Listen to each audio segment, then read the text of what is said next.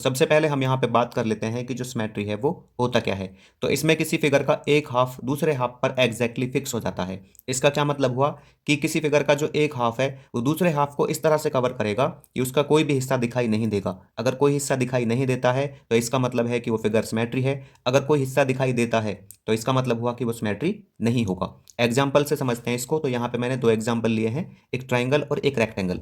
तो इसका जो ये वाला पार्ट है फर्स्ट, ये सेकंड पार्ट को इस तरह से कवर करेगा कि कोई हिस्सा दिखाई नहीं देगा। तो यहाँ पे मैं इस तरह से लेता हूँ इसको। तो जब इसको फोल्ड करते हैं, ठीक है, तो यहाँ पे ये हाफ पार्ट में डिवाइड हो जाएगा। अब देखिए ये वाला हाफ है, ठीक है ना, तो इसका जो दूसरा हिस्सा है वो दिखाई नहीं दे रहा है। तो इसका मतलब क्या है कि ये एक सिमेट्री है। इसी तरह से मैं इधर से देखता हूँ तो यहाँ से भी हमको दूसरा पार्ट दिखाई नहीं देता है, दूसरा हाफ पार्ट। ठीक है, इसी तरह से हमारा रेक्टेंगल में होगा। अब बात करते हैं हम लाइन ऑफ सिमेट्री की, जिसको हम एक्सिस ऑफ सिमेट्री भी कहते हैं। तो ये क्या होती है, जिस लाइन के अकॉर्डिंग क्या किया जाता है, डिवाइड किया जाता है किसी फिगर को दो इक्वल हाफ हाफ में, तो उसको हम कहते हैं कि वो है लाइन ऑफ सिमेट्री या फिर एक्सिस ऑफ सिमेट्री। एग्जांपल लिए मैंने यहाँ पे, एक तो ये है स्क्वायर, एक है रेक्टेंगल। तो स्क्वायर में देखते हो आप तो बहुत सारी यहाँ पे लाइन्स ऑफ सिमेट्री बनी हुई हैं। पहले नंबर्स में काउंट करते हैं इनको, तो कितनी है ये, देखिए ये 1 2 3 4। इसको देखते हैं पांचवी, लेकिन ये मैं पहले ही क्या ले चुका हूँ, एक ले चुका हूँ। तो यहाँ पे 4 लाइन्स ऑफ सिमेट्री है। तो जब जब इन लाइंस के अलोंग इसको फोल्ड किया जाएगा इस फिगर को, तो इसका एक पार्ट है जो दूसरे पार्ट को क्या कर लेगा, अच्छे से कवर कर लेगा। मतलब इस फिगर का एक हाफ दूसरे हाफ को अच्छे से कवर कर लेगा। समझाता हूँ इसको अच्छे से मैं यहाँ पे। तो ये मैंने यहाँ पे फिगर लिया इसका। तो जब मैं इसको देखता हूँ, ठीक है, तो मैं इस लाइन के अलोंग इसको फोल्ड करूंगा, तो इसका जो हाफ पार्ट है वो दूसरे हाफ पार्ट को अच्छे से कवर कर लेता है। तो इसका मतलब ये एक लाइन ऑफ सिमेट्री हुआ। ठीक है, अब मैं इस तरह से लेता हूँ, तो ये इसके हाफ पार्ट को दूसरे हाफ पार्ट को कवर कर लेता है, मतलब एक हाफ दूसरे को अच्छे से कवर कर लेता है। ठीक है, तो हमें दूसरा हिस्सा दिखाई नहीं देता ना, तो ये भी इसकी लाइन ऑफ सिमेट्री हुई। अब मैंने इस तरह से तो ले लिया इसका, एक तो ये हो गया, एक ये हो गया। अब मैं डायगोनली ले लेता हूँ इसको। तो डायगोनली जब हम देखते हैं तो इसका ये वाला हाफ पार्ट दूसरे हाफ को अच्छे से कवर कर लेता है। ठीक है, तो ये भी एक लाइन ऑफ सिमेट्री हुआ। अब मैं दूसरे डायगोनल के अलोंग ले लेता हूँ इसको।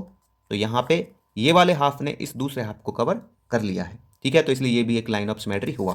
तो इसमें टोटल लाइन ऑफ सिमेट्री हो गए ना, देखो एक तो ये हो जाएगा, एक ये 2 और ये 3 और ये 4। ठीक है, ये जो है ये पूरा 1 है, ये 2, ये 3 और ये 4। अब देखते हैं हम इसमें रेक्टेंगल में। तो रेक्टेंगल में जब हम देखते हैं तो यहाँ पे इसको फोल्ड करते हैं इसके अलावा, तो यहाँ पे इसके हाफ पार्ट ने दूसरे हाफ को अच्छे से कवर कर लिया है।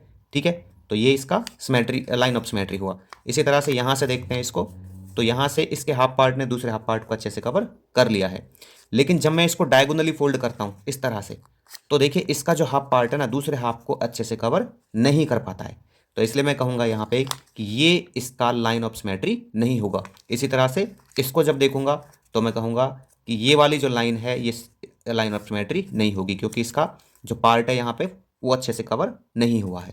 ठीक है, अब देखिए जो लाइंस ऑफ सिमेट्री होती है ना, वो 3 टाइप की होती है आपकी। एक तो होती है हॉरिजॉन्टल, ठीक है, मैं यहाँ पर राइट कर देता हूँ, हॉरिजॉन्टल। ठीक है ना, जो लेटी हुई लाइन होती है ये तो हॉरिजॉन्टल लाइन ऑफ सिमेट्री ये। और जो ये खड़ी हुई लाइन होती है इसको हम कहते हैं वर्टिकल लाइन ऑफ सिमेट्री। ठीक है, और जो ये टेढ़ी होती है इसको हम कहते हैं स्लैंट। ठीक है ना, स्लैंट लाइन ऑफ सिमेट्री। अब बात करते हैं यहाँ पे हम रिफ्लेक्शन की। तो रिफ्लेक्शन क्या होता है, एक मिरर इमेज को हम रिफ्लेक्शन कहते हैं, जो मेंटेन करती है उसका शेप, साइज और डिस्टेंस। ठीक है, कोई भी हमारे पास क्या होगी, शेप होगी। तो मिरर इमेज का मतलब ही क्या होता है कि जैसे हम शीशे में देखते हैं, तो शीशे में क्या होता है कि आपका कोई भी ऑब्जेक्ट है तो उसकी जो इमेज बनती है वो सेम शेप की होती है, सेम साइज की होती है और सेम डिस्टेंस पे होती है। एग्जाम्पल लेते हैं इसके, तो यहाँ पे मैंने ए लिया है, तो जितनी यहाँ पे इसकी डिस्टेंस है उतनी ही मैं इसकी फिगर की बनाऊंगा यहाँ पे।